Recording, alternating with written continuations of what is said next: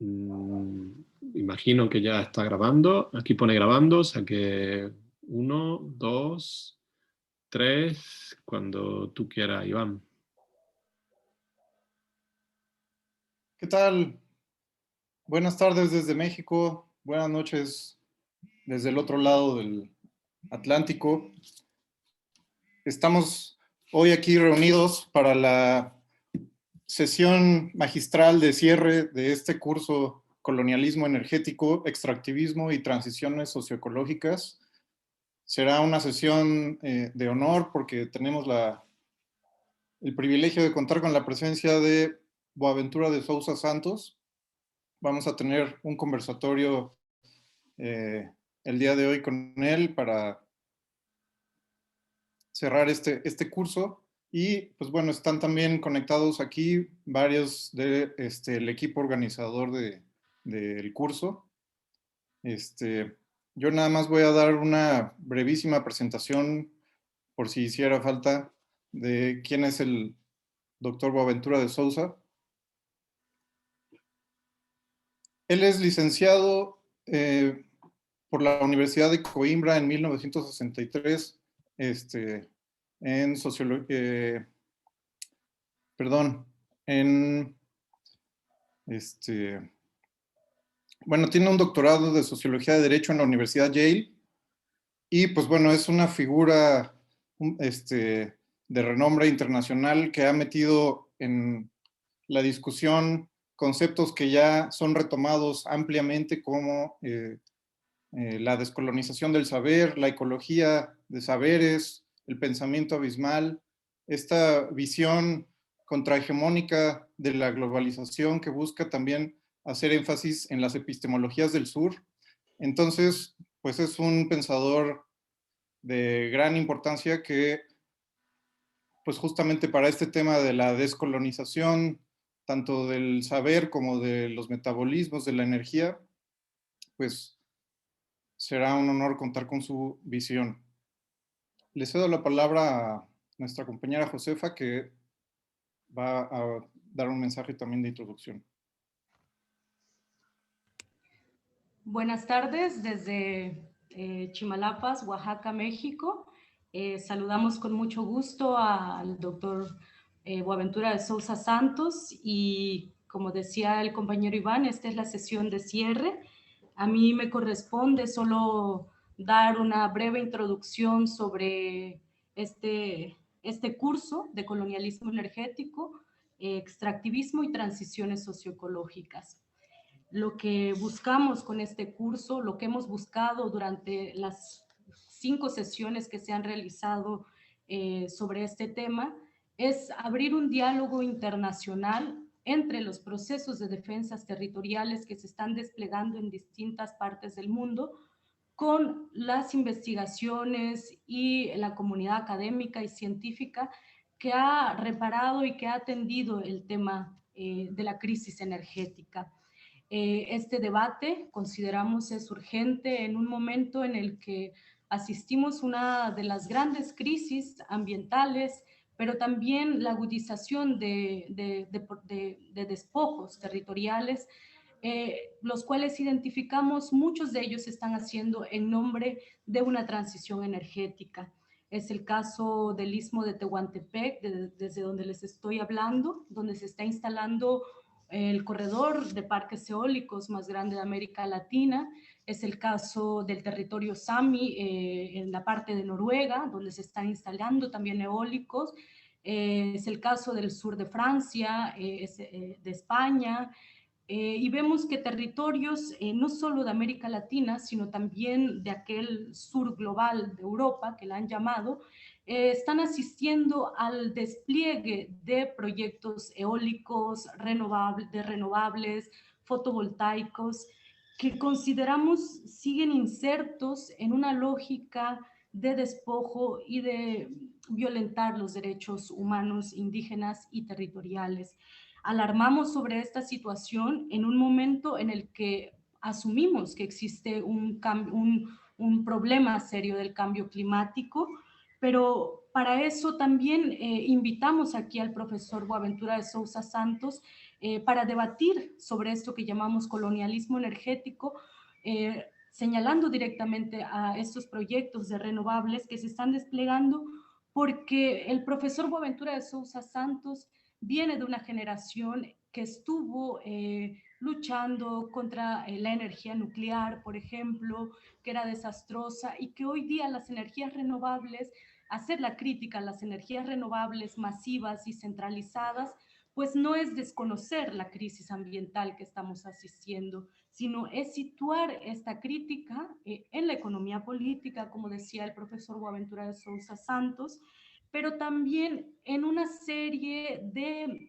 relaciones de dominación mundiales, como lo son el colonialismo, el capitalismo y el patriarcado, ¿no? Estos tres órdenes de relaciones de dominación que nos permitirían desentrañar y revelar todo lo que esconden estas modalidades de instalación de energía eólica, fotovoltaica, llamadas renovables, ¿no?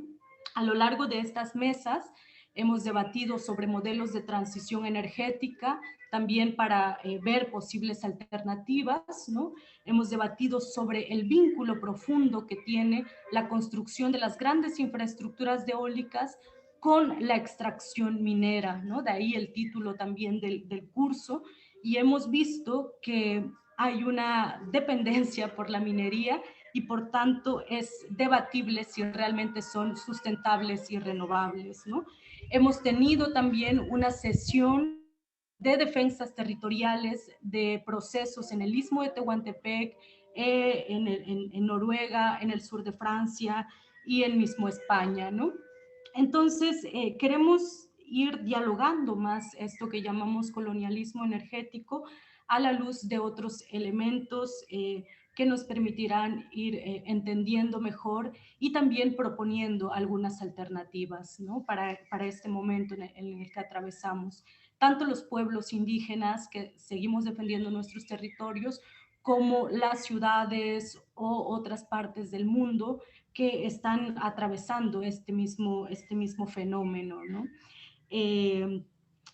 Esto es un poco a grandes rasgos lo que se ha ido dialogando a lo largo de estas sesiones.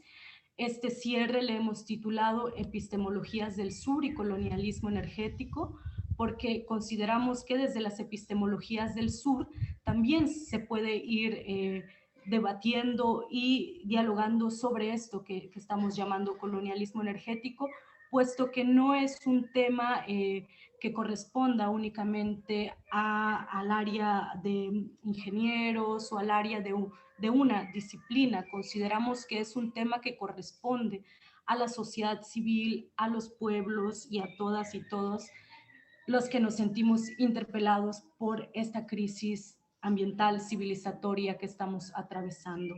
Entonces, sin extenderme más, dejo la palabra aquí al profesor Boaventura de Sousa Santos, que estamos pues muy gustosos de escucharlo.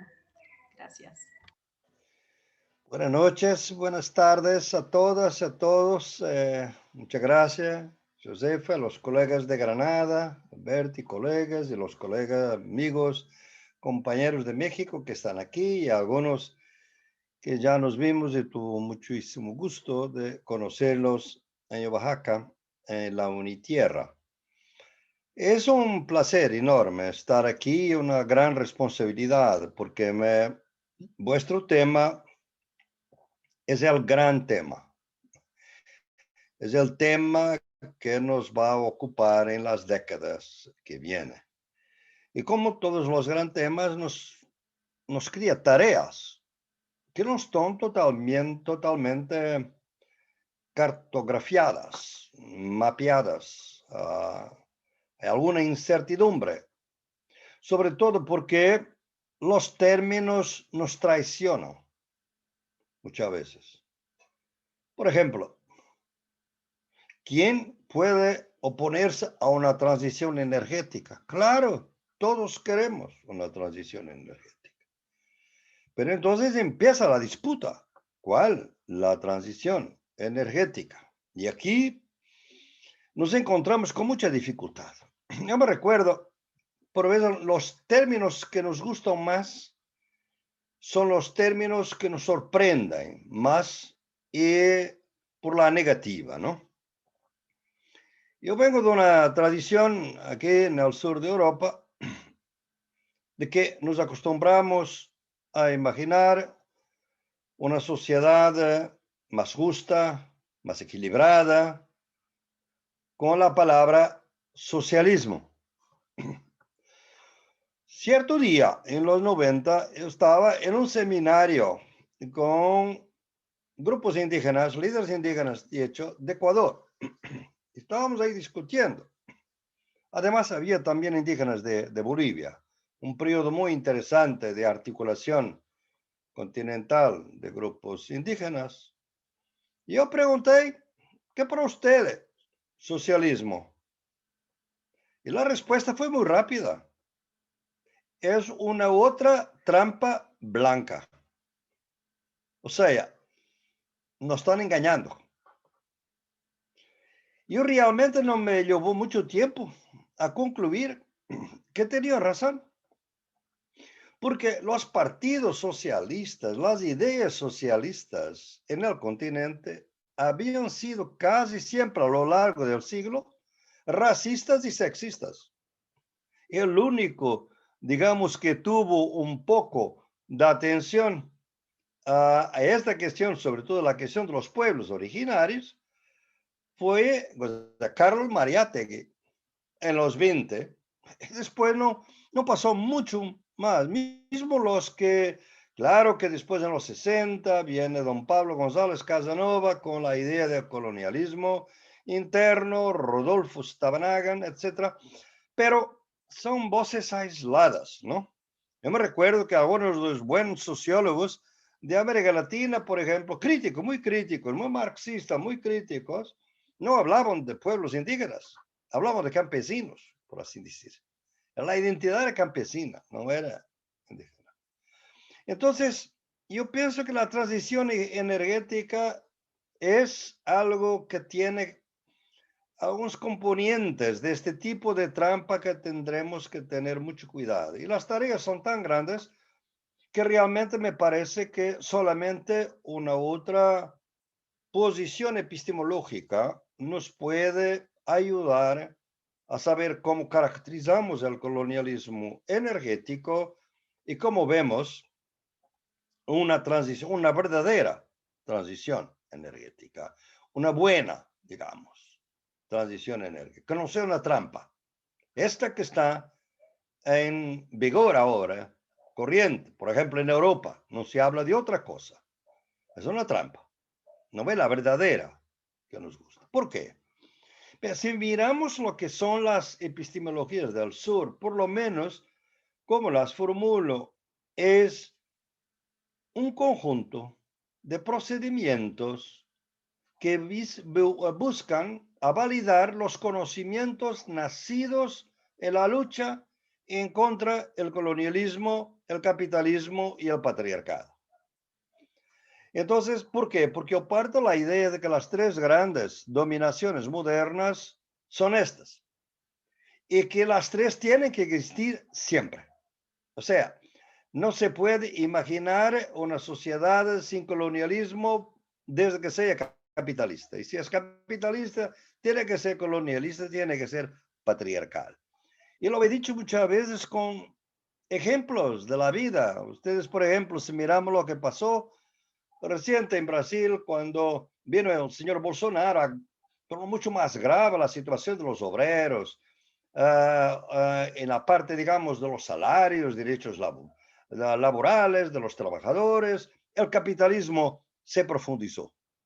Y al mismo tiempo se profundizó el colonialismo con el genocidio de los jóvenes negros en las ciudades y de los pueblos indígenas en la Amazonía. Por ejemplo, las quemadas que tenemos hoy es una forma de colonialismo de lo peor, digamos, ¿no? Y también aumentó el feminicidio. Realmente al norte de México, como sabemos, de Ciudad Juárez, es apenas un ejemplo de algo que está pasando y prácticamente en todos los países las condiciones de la pandemia agravaron también el feminicidio, la violencia en contra de las mujeres, etc. O sea, colonialismo, capitalismo, patriarcado, juntos, siempre, ¿no? Entonces, cuando hablamos de colonialismo energético, lo primero que tendremos que ver es que no es una lucha anticolonial. Simplemente, tiene que ser una lucha anticapitalista y antipatriarcal. Porque si no lo ves, va a caer en la trampa de la transición energética. Puede mejorar la situación en un país para unos pueblos, pero no. Al mismo tiempo va a causar mucho daño a todo el mundo, porque el sistema es global. Entonces, me parece que esta será la primera idea que tendremos que ver, que sobre todo en este tema, la situación, vemos que estas son las tres dominaciones.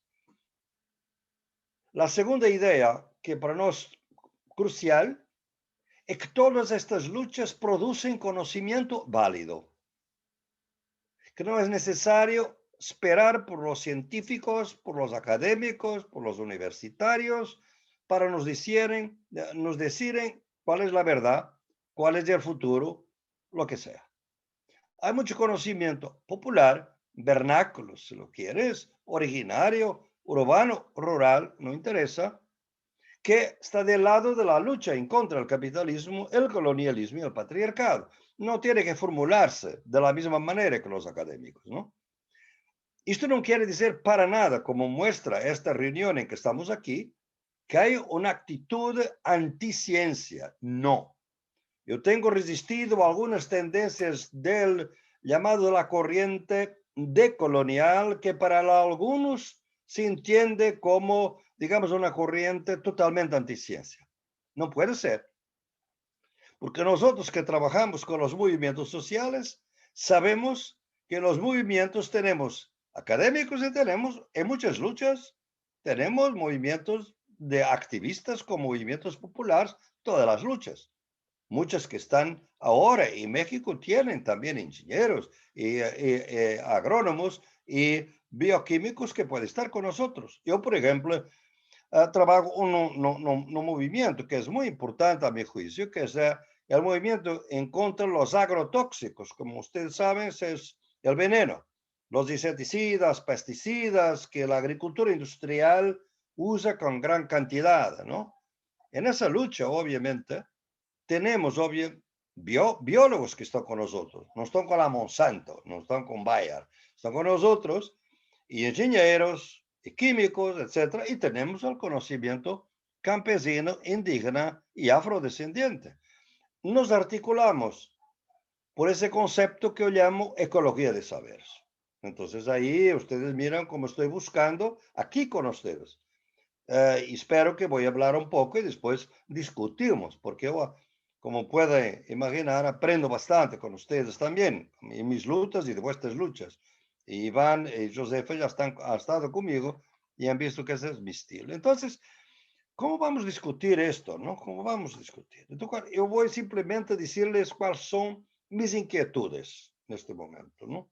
En este preciso momento, digamos, ¿no? Porque no podemos estar a hablar de esto como si fuera algo en 2019, porque ahora vino la pandemia. La pandemia, yo te escribí un libro, no el librito es grande, ahora por acá, que se llama El futuro comienza ahora, de la pandemia a la utopía. En ese libro, yo parto de la idea de que la pandemia es una crisis enorme, pero puede ser una oportunidad. Y imagino tres escenarios posibles. Uno es el escenario peor, el escenario que viene de muchos gobiernos de derecha y de extrema derecha en el mundo, que es denegar la gravedad de la pandemia, etcétera, y de las vacunas, de la ciencia, etcétera, que va a resultar probablemente gobiernos que han dicho siempre que primero está la economía, después la vida. Y estos gobiernos, como India, como Brasil, como Reino Unido, como Colombia, los que he tratado en este libro, ni han protegido la vida, ni han protegido la economía, porque son países con una crisis económica enorme. Entonces, hay aquí algo de trampa, ¿no? Poner la economía como pudiéramos producir una economía sobre cadáveres, sobre gente muerta. No puede. La economía necesita de gente saludable, ¿no? Este escenario horrible es el escenario que en este momento está dominando en algunos países en el mundo y en el continente también. Miren lo que pasa en Colombia. Lo que pasa en Colombia es esto. El neoliberalismo no tiene solución ninguna para este tipo de sociedad en que vamos a entrar.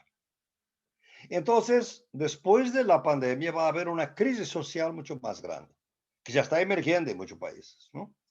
¿Cuál es la respuesta? Represión, represión, represión.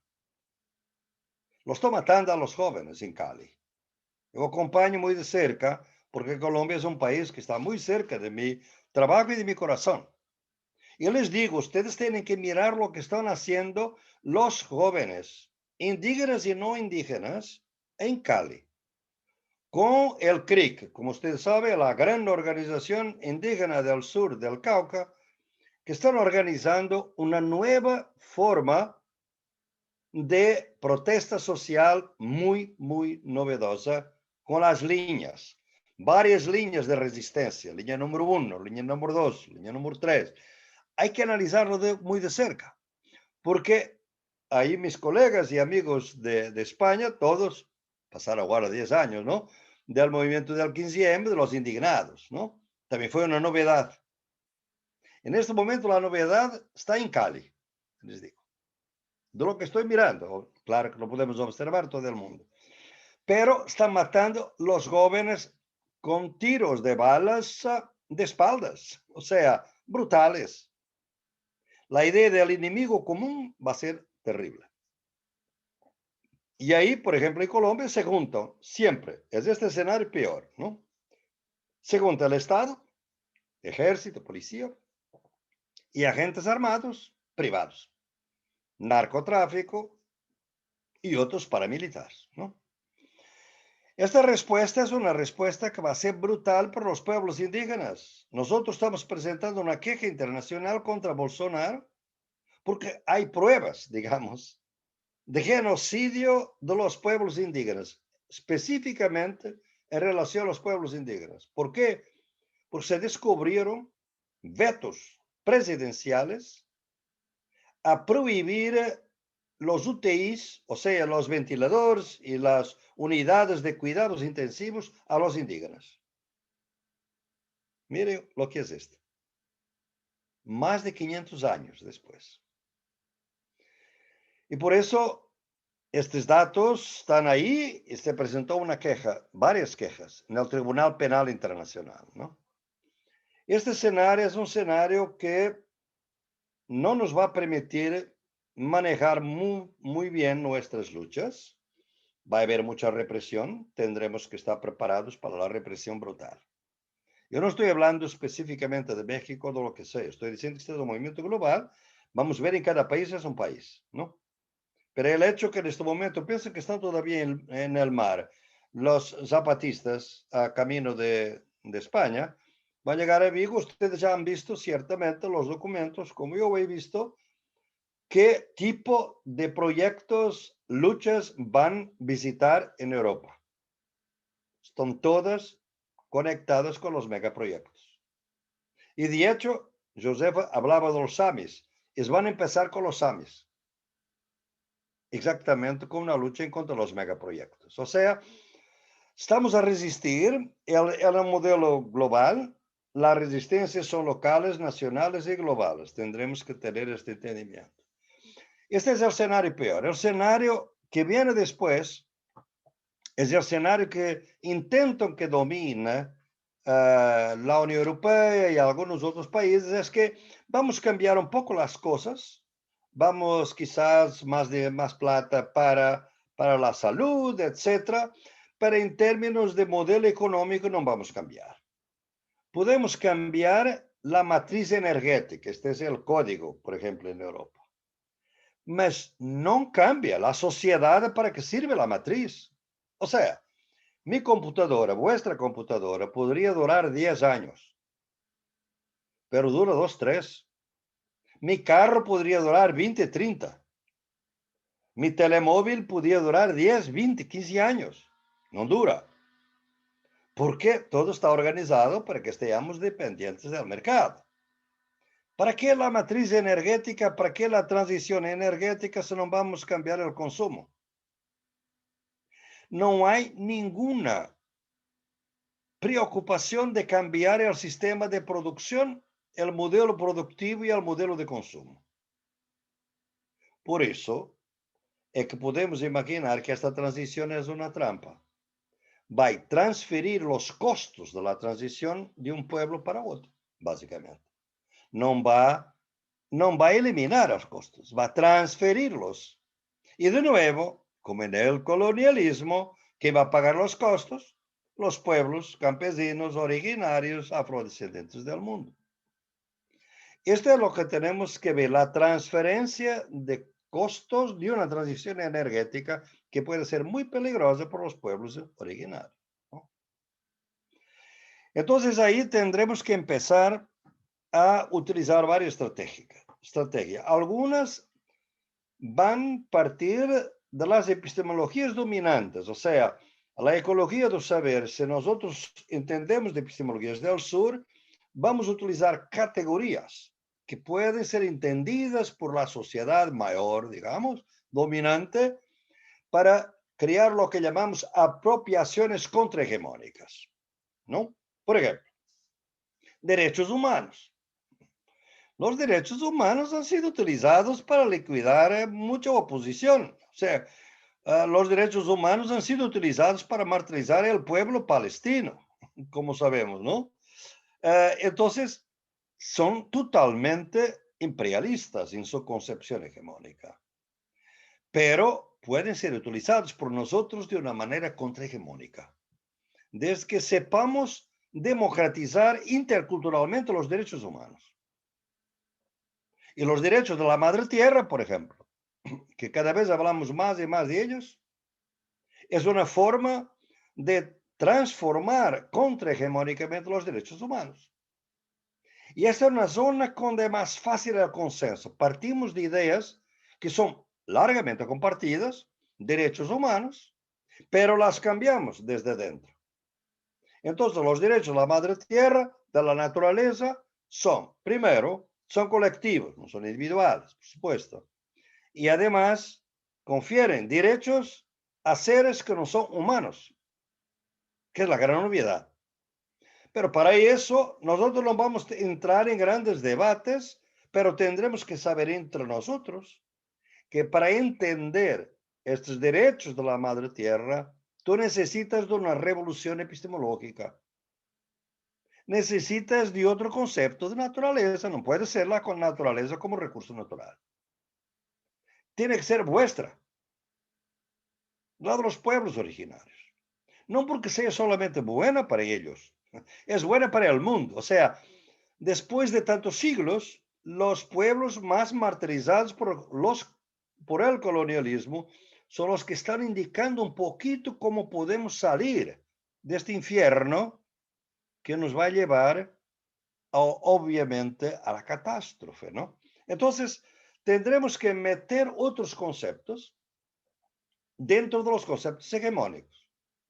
Y eso hay que trabajar en la educación. La componente de educación es fundamental para eso, ¿no?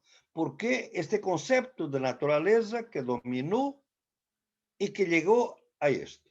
¿Cómo vamos a aprender que la naturaleza es un ser vivo, ¿no? Y que vive y que habla. Hoy estamos desarrollando un nuevo concepto que llamamos la biofonía. ¿Saben lo que es?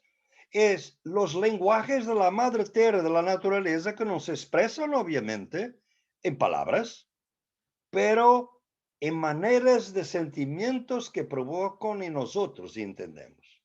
Un río contaminado de mercurio llora, sufre. Una montaña que está totalmente destruida por la minería a cielo abierto. Este paisaje, cuando ustedes han mirado las ruedas todas, es una naturaleza que está sangrando. O sea, tenemos que entender que nos está intentando de comunicar algo. hay que ver que no somos nosotros los únicos hablantes. La naturaleza nos habla. Y esto ya no va a ser entendido por los que no comparten las epistemologías del sur, porque nos van a decir, ustedes son locos. La naturaleza no habla. Pero veía que está.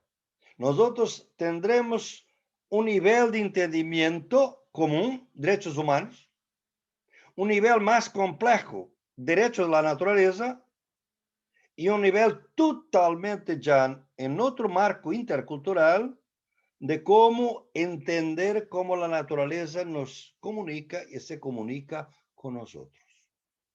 Muchos en el pensamiento eurocéntrico, como no saben lo que es esto, hablan de espiritualidad, que es un nombre bueno, por supuesto. Pero el problema es que la espiritualidad es materialidad. Un río está tu espíritu como materia, no es otra cosa, ¿no? Entonces, no es religión, por supuesto, es otra cosa. Entonces, tendremos que saber hasta qué punto podemos llevar nuestras concepciones en esta idea contrahegemónica, digamos, para crearnos un otro entendimiento intercultural. Esto era la línea que podemos caminar. La otra, yo estoy partiendo de las cosas que son más, digamos, consensuales, que podemos empezar una lucha, porque la lucha va a ser brava, para este escenario de transición, que no es lo malo, porque es totalmente represivo, que que estoy intentando de ver si podemos utilizar todo este lenguaje de transición energética sin cambiar nada en una oportunidad de transición paradigmática. En este libro que publiqué, yo dedico los 4 últimos capítulos a una transición paradigmática. O sea, el modelo que viene del siglo XVII está agotado. Va a ser doloroso, pero vamos a empezar con otro. Acabó. Terminó. Claro que no podemos pasar de un modelo civilizatorio a otro en una generación. Necesitamos de políticas de transición. Entonces, nuestra tarea principal va a ser desarrollar políticas de transición. Y esas políticas de transición van a pasar siempre, como digo, de lo que es más consensual para lo que es más controvertido, más nuestro, digamos así, más profundo, pero tendremos que hablar un lenguaje que se entienda. Entonces, un segundo tema es la cuestión de las zonas de sacrificio. Ustedes han visto que todos los megaproyectos, como las represas antes, como la minería, si uno habla informalmente con la gente que está por detrás de este proyecto, ellos no son tan estúpidos que no van a decir que no hay costos humanos, sociales, por los pueblos. Por ejemplo, con la intensidad de los eólicos en el istmo. Informalmente lo reconocen, pero tiene un concepto. Son zonas de sacrificio. ¿Qué es esto? Son zonas donde están pueblos que tienen que ser sacrificados porque son minoritarios en nombre de un bien común. O sea, el país necesita más energía, el país necesita desarrollo, el país necesita de progreso. Hay que sacrificar a algunos. Entonces, estos pueblos tienen que ser sacrificados. Esa fue toda la lógica hoy en día, sobre todo, de todos los megaproyectos en todo el mundo, digamos, ¿no? Y por eso nos tendremos que encontrar un contradiscurso. Y ese contradiscurso es, por un lado, partir de la idea de que, por un lado, es injusto, por supuesto, ¿no? Que tendremos que ser sacrificados. ¿Qué son los pueblos? ¿Son minoritarios o son mayoritarios? Eso es lo primero. ¿Quién está siendo sacrificado? ¿En nombre de qué y para qué? Eso es lo primero, ¿no? Segundo, ¿qué es esto? De ser sacrificado. Se criticaron muchos los comunistas, se criticaron los socialistas porque prometían un futuro muy bueno para los futuros, pero ahora había que haber sacrificios. Y dicen, no, comunismo no más, etc. El capitalismo está haciendo lo mismo. Hay que sacrificar estas generaciones, estos pueblos, para que haya desarrollo.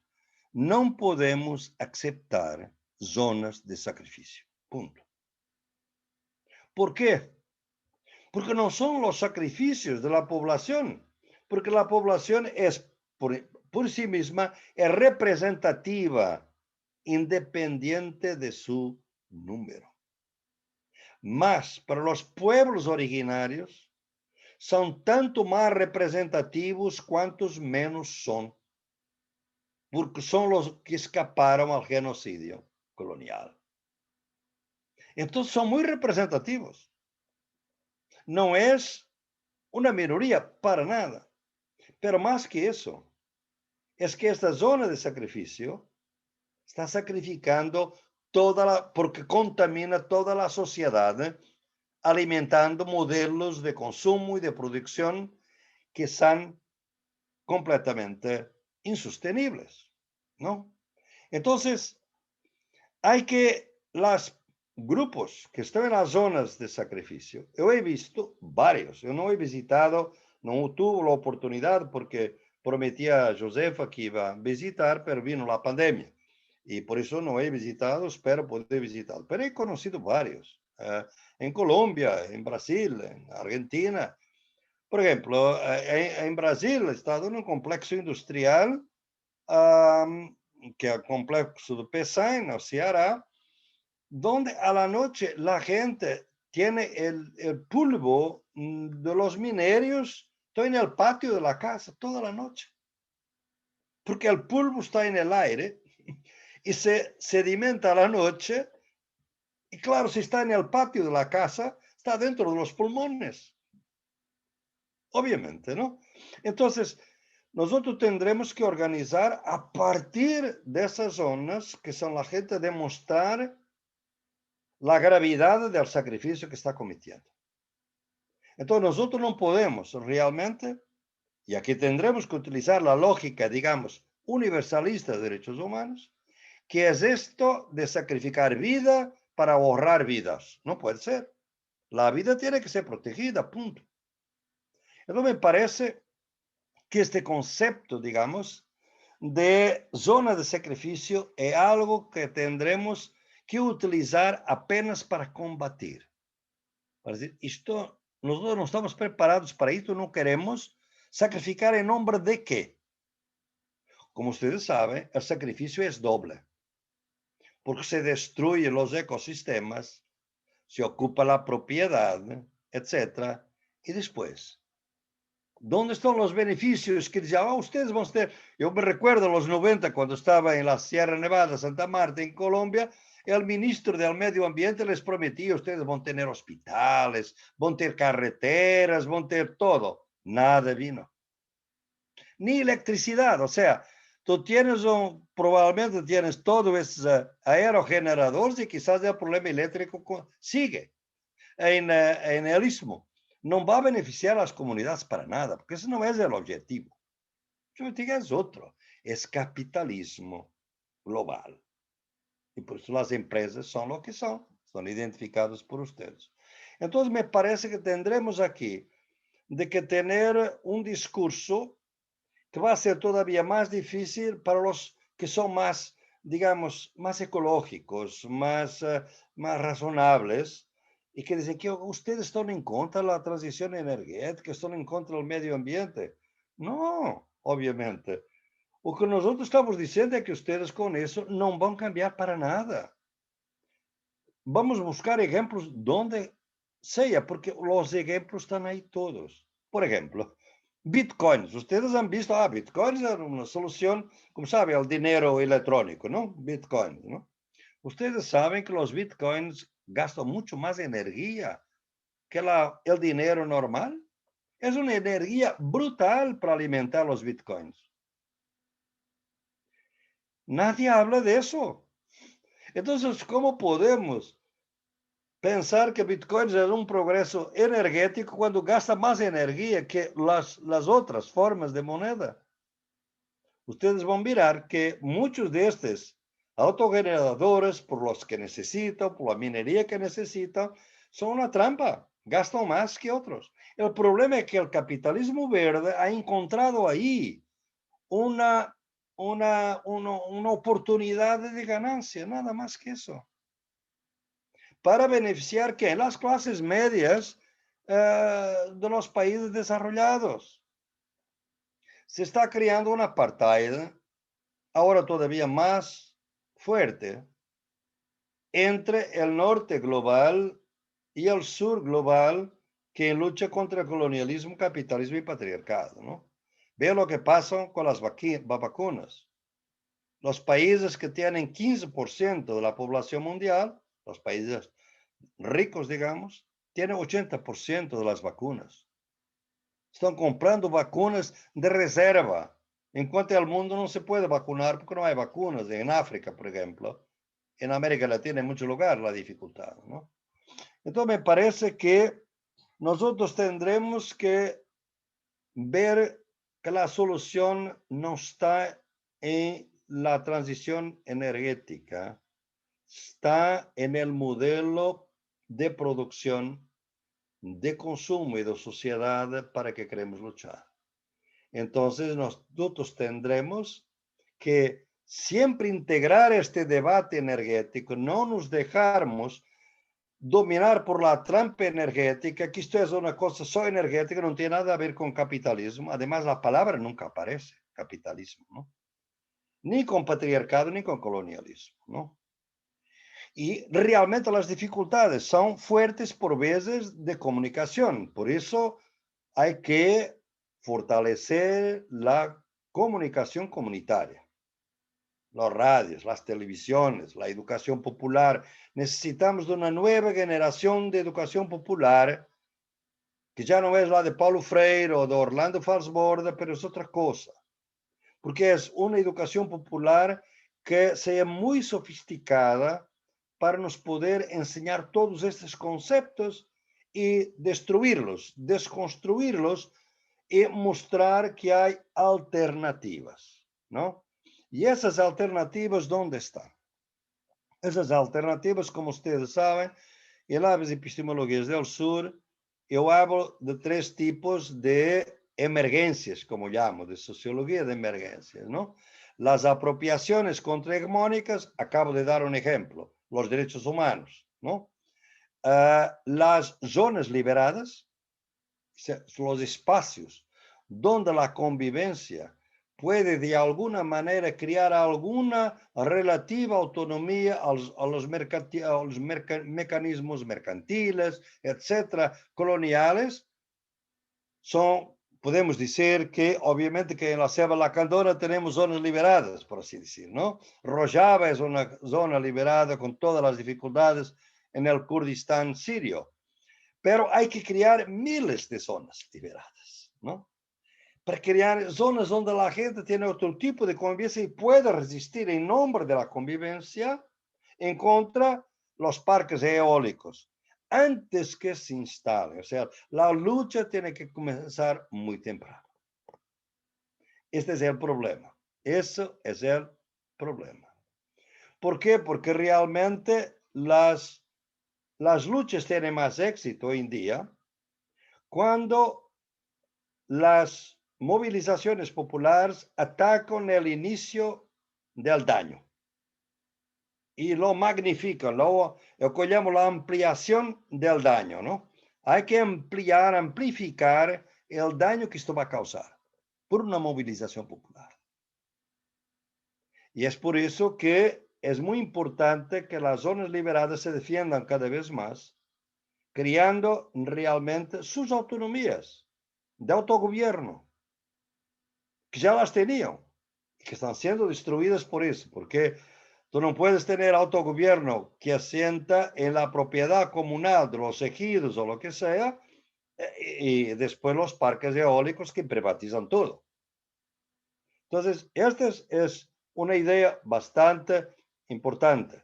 La tercera emergencia son lo que llamo las ruinas semillas. Es transformar todo lo que el colonialismo histórico y el capitalismo no acabó destruyendo totalmente, la memoria de los pueblos, la identidad de los pueblos. las maneras, las mingas, el trabajo comunal, las festividades, las fiestas. No lograron y transformar eso en semillas, que no sea simplemente de celebración, pero de lucha. Hay que resignificarlas como lucha. Como ustedes saben, el concepto fundamental en mi trabajo de las epistemologías del sur es lucha. La lucha no tiene que ser una cosa grande, organizada, muy organizada. La lucha de los jóvenes de Cali no era para nada organizada. Empezó con bloqueos de carreteras. Para aguantar tuvieron que quedarse muchos días. Para quedar en muchos días, sus mamás vinieron en las traseras preparar la comida por los jóvenes, por los pibes que estaban en la lucha. Y así se creó la idea de que hay una línea 1 y una línea 2. Y después una línea 3 y una línea 4, que es donde está la asistencia médica cuando hay heridos por la policía. Ustedes ven cómo a partir de una lucha espontánea hay organizaciones.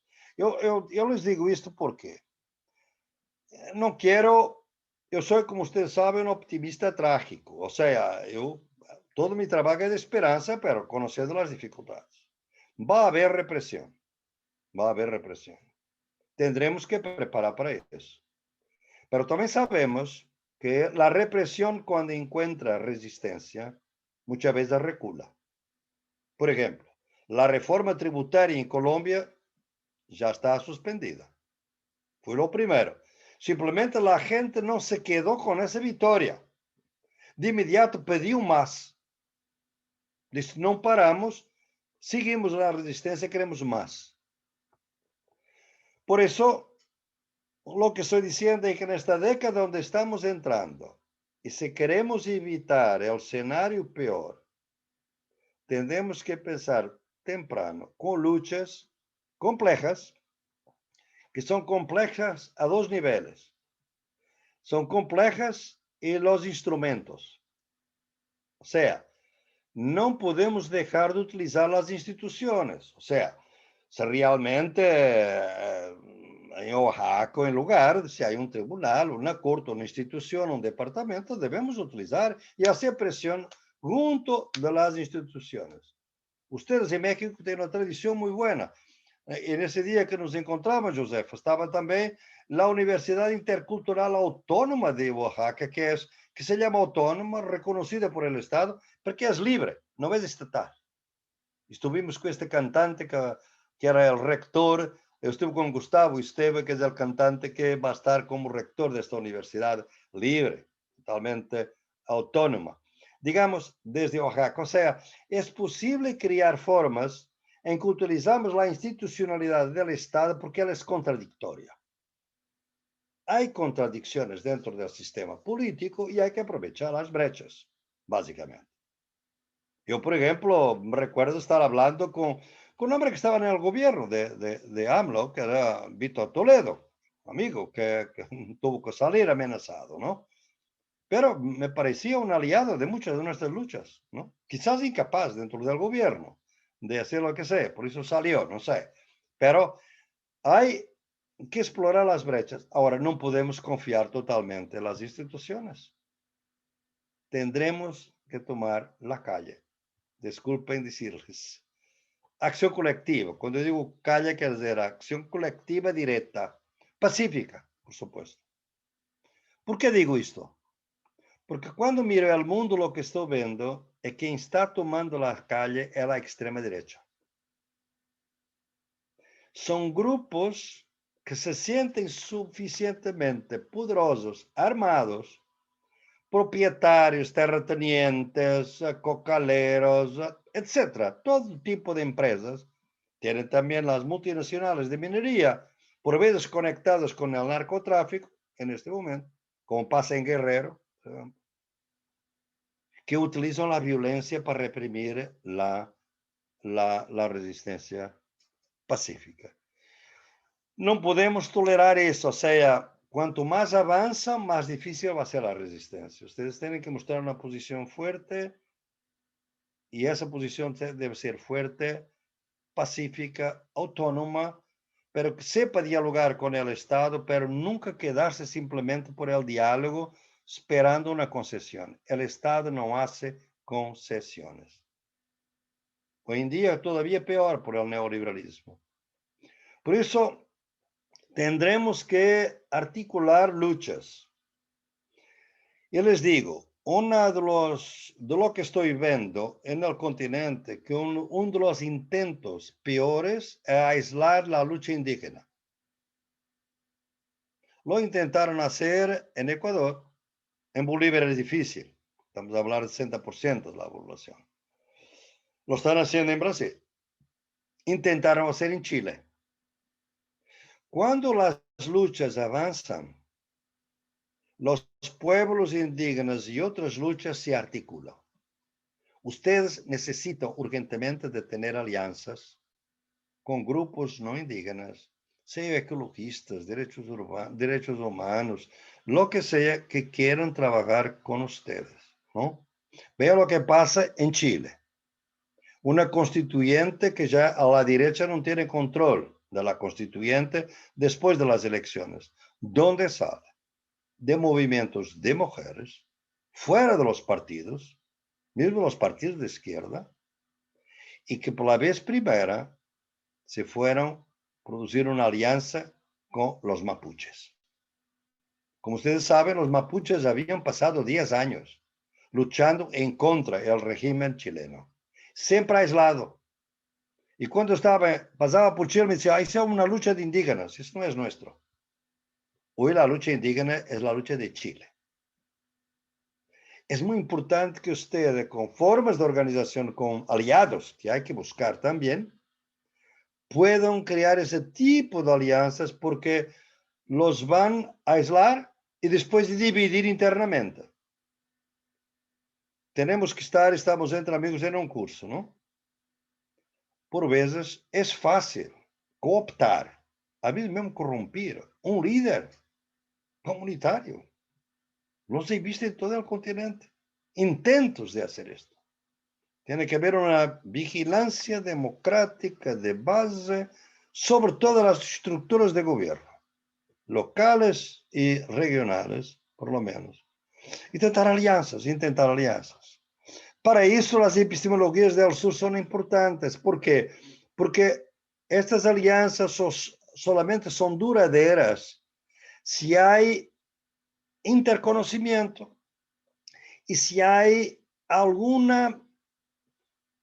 reconocimiento que esta formulación no me gusta, pero hay puntos en que estamos de acuerdo, hay puntos en que hay divergencia entre movimientos feministas, movimiento indígena, movimiento campesino, movimiento de derechos humanos, movimiento ecologista, pero vamos a ver dónde está la convergencia.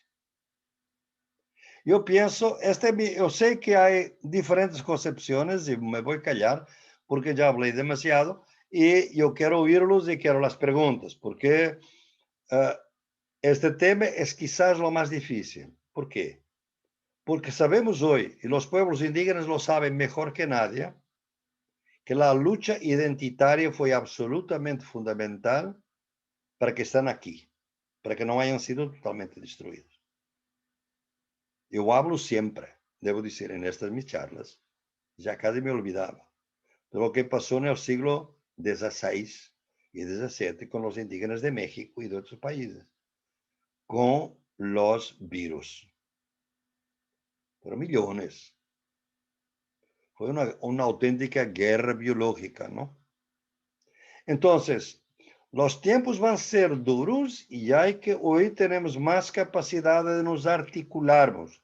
Es una lástima que el Foro Social Mundial fracasó de alguna manera, pero les quiero decir, como ustedes saben, he estado siempre muy activo en el foro, he sido muy crítico últimamente, he sido muy crítico del proceso, pero se está preparando un Foro Social Mundial en México en 2022. Yo quisiera que ustedes estén presentes, fuerte con vuestras demandas, porque es muy importante que haya una visibilidad en México para vuestras luchas. Las sociedades tienen hoy un método eficaz de crear invisibilidad. Es la selectividad de los media, Lo que no se ve no existe. Entonces se crea lo que yo llamo la sociología de las ausencias.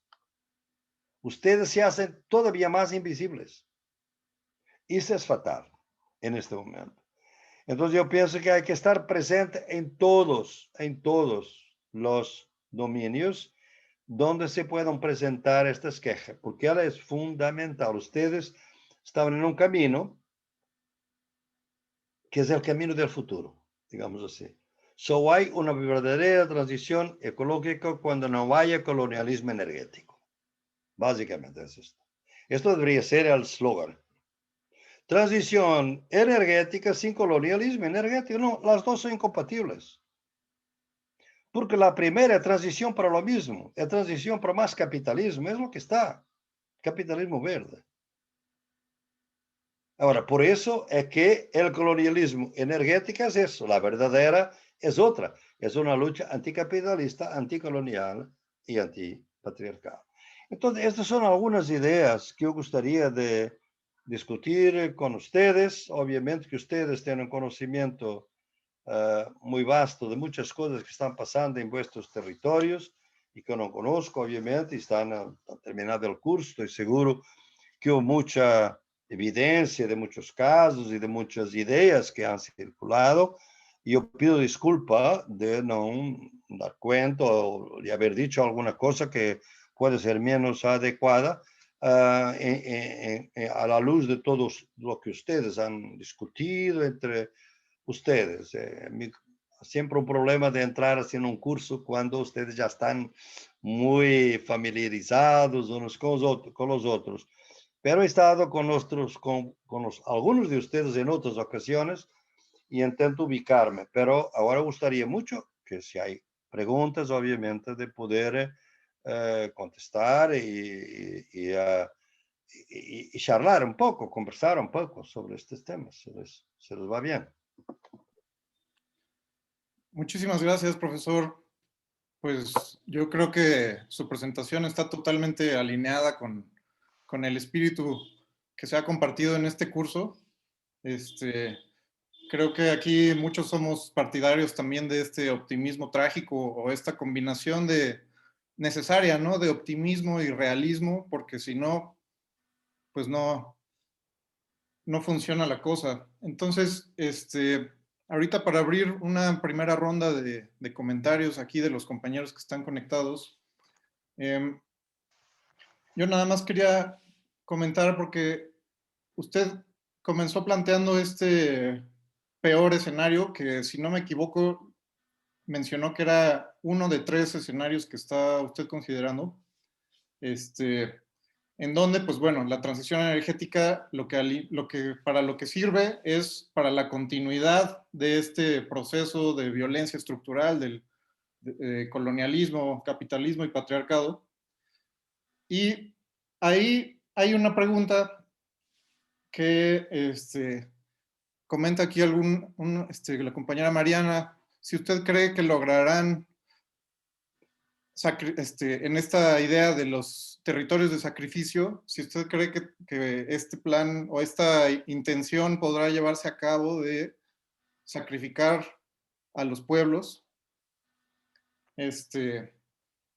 Nosotros por acá en México también hemos platicado que desde esta búsqueda de oportunidades en la crisis, pues que incluso en este peor escenario, en donde la represión es la respuesta del sistema, pues también la industria armamentística depende de la alta energía, ¿no? Depende de flujos de materiales, de minerales en grandes masas, en larga distancia. Entonces nosotros también creemos que hay un horizonte emancipatorio que puede venir simplemente porque las energías alternativas no van a poder sostener esta violencia estructural en la magnitud en la que la hemos visto en las últimas décadas, y que se pueden abrir este tipo de zonas liberadas conforme, digamos, que se le acabe la gasolina a esta máquina de destrucción y de violencia, ¿no?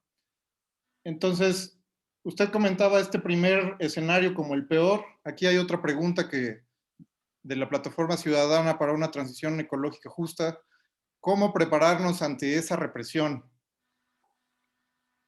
Pero a mí también me gustaría preguntarle por los otros dos escenarios, si entendí bien, solamente para redondear la visión que nos comparte. Y abro el micrófono por si hay alguien más de los compañeros que quisiera hacer algún comentario o alguna pregunta para el profesor.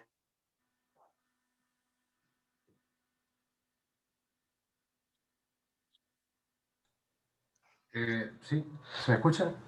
Sí, adelante. Hola, buenas noches, buenas tardes en México.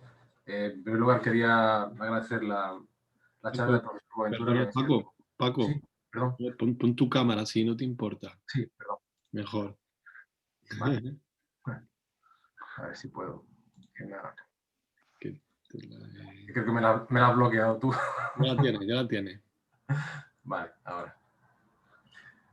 Sí, hola, buenas noches, profesor. La verdad es que para mí es un honor poder compartir este seminario, esta charla con usted y con todos los compañeros que asisten hoy aquí. Y la verdad es que yo soy profesor de Geografía Humana en la Universidad de Granada y me dedico a temas de la crisis ecológica, la sostenibilidad, etcétera, ¿no? Entonces podría suscribir prácticamente todo lo que ha dicho, ¿no? Porque estoy prácticamente de acuerdo en casi todo, ¿no? Quería plantearle una cuestión que además tiene que ver con una idea del colonialismo que seguramente ha tratado y que quizás no me gustaría que pasara por alto. Es sobre todo la idea del colonialismo del imaginario, ¿no? Creo que el Estado, con el que presuntamente, y usted ha propuesto, tendríamos que dialogar, ¿no? De alguna manera, sobre todo esas epistemologías del sur, ¿no? Y movimientos contrahegemónicos, ¿no? Que tendrían que dialogar con las instituciones públicas, porque al final son las instituciones que albergan y concentran el poder, ¿no? Sin embargo, yo creo que el Estado también ejerce como una especie de herramienta colonial, en un sentido del colonialismo, ¿no? Del imaginario, ¿no? Y de hecho, pues secuestra y atrapa ideas, palabras, términos, incluso movimientos, ¿no?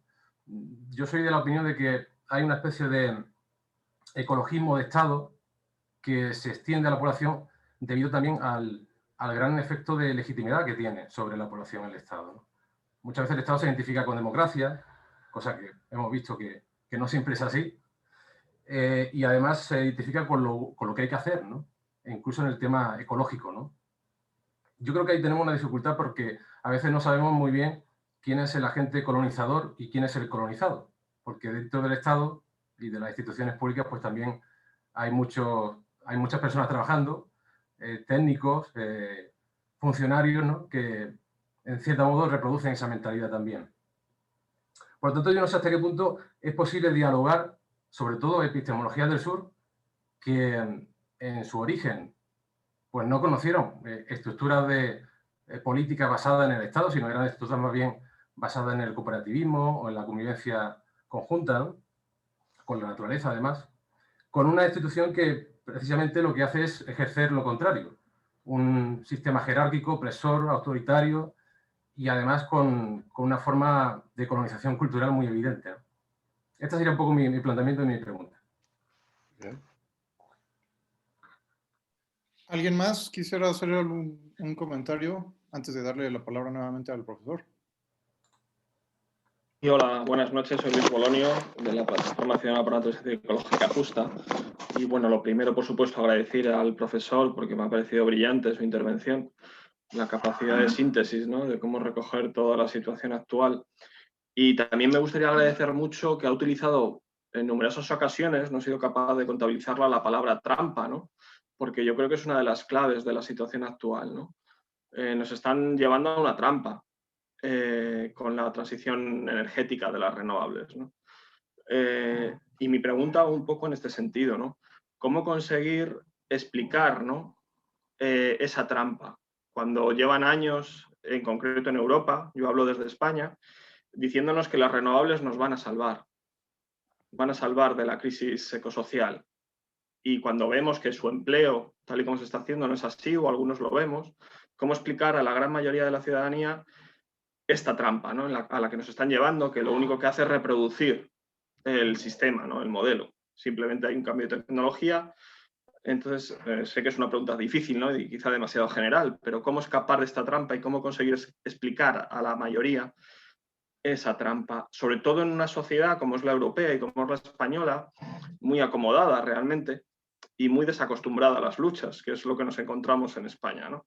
Yo, que llevo 2 años un poco en el movimiento social, ¿no? Luchando contra esto en España, sí que ha habido un gran cambio social y realmente eso es de celebrar, ¿no? Creo que es lo único bueno, la única buena noticia de los 2 últimos años en España es que realmente esta violencia, porque realmente está siendo una imposición de un modelo, ¿no? Sin ninguna consulta social y sin ninguna participación ciudadana, está consiguiendo una cierta reacción social. Pero ¿cómo conseguir explicar esa trampa, profesor? Eso es la gran pregunta, supongo, ¿no? Claro. Muchas gracias.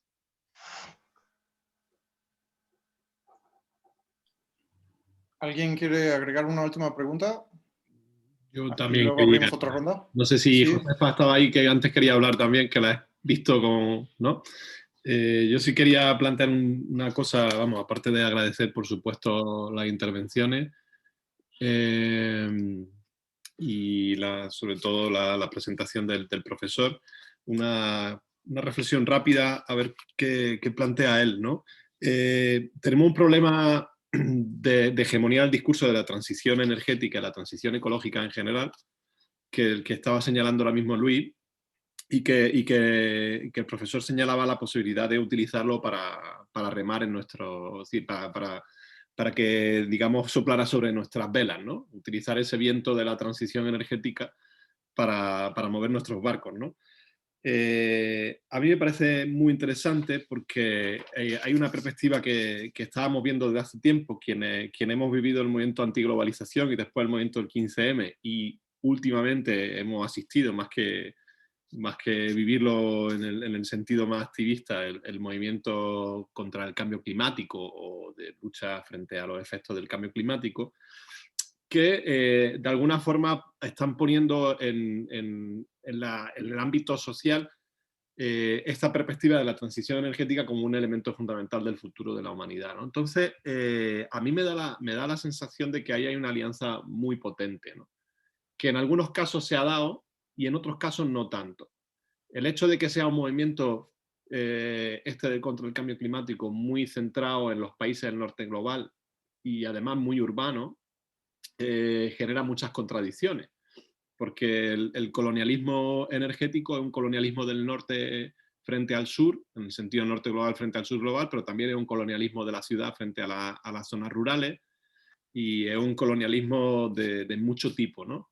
Y claro, un movimiento del norte y urbano que, digamos, pone en cuestión esta perspectiva del no hay futuro, pero que pone en el centro la idea de la transición energética y la transición ecológica, sin obligatoriamente introducir siempre los conceptos de anticolonial, antipatriarcal y anticapitalista que señalábamos en esta sesión de hoy, ¿no?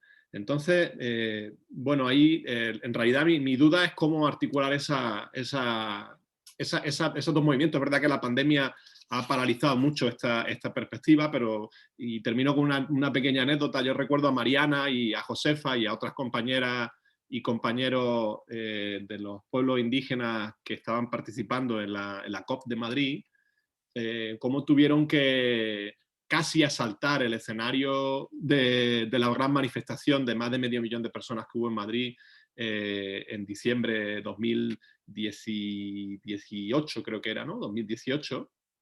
Casi tuvieron que asaltar el escenario porque el escenario estaba dominado por ese norte global urbano que no les permitía introducir claramente esa visión anticolonial, antipatriarcal y anticolonialista que debía prevalecer en esa cumbre, y que parte de esos líderes la estaban lanzando en la cumbre alternativa, digo, la de la calle, la de las movilizaciones, la del movimiento real, no la de, lógicamente, de las instituciones donde las cuestiones son de otra forma, ¿no? Entonces, bueno, a ver qué opina, cómo se puede articular eso, si hay forma de ligarlo de alguna manera también al Foro Social Mundial, que digamos, recoge también parte de esas reflexiones de la antiglobalización, ¿no? Pues cómo se puede ligar eso y qué papel puede jugar todo para construir el discurso contrahegemónico en términos de anticapitalista, antipatriarcal y anticolonial, dentro de la visión hegemónica de lo que es la transición energética, la transición ecológica, que yo creo que es ya mayoritario, que es la única posibilidad de sobrevivir como tener una vida buena en el planeta Tierra, ¿no? Gracias. No sé si alguien quiere decir algo más, disculpa. Gracias, Alberto. Mariana, y después le damos la palabra al profesor. Hola, buenas tardes. Primero ¿Sí puedes que nada, poner tu cámara? ahí voy, ¿eh? Okay. Gracias. Hola, buenas tardes.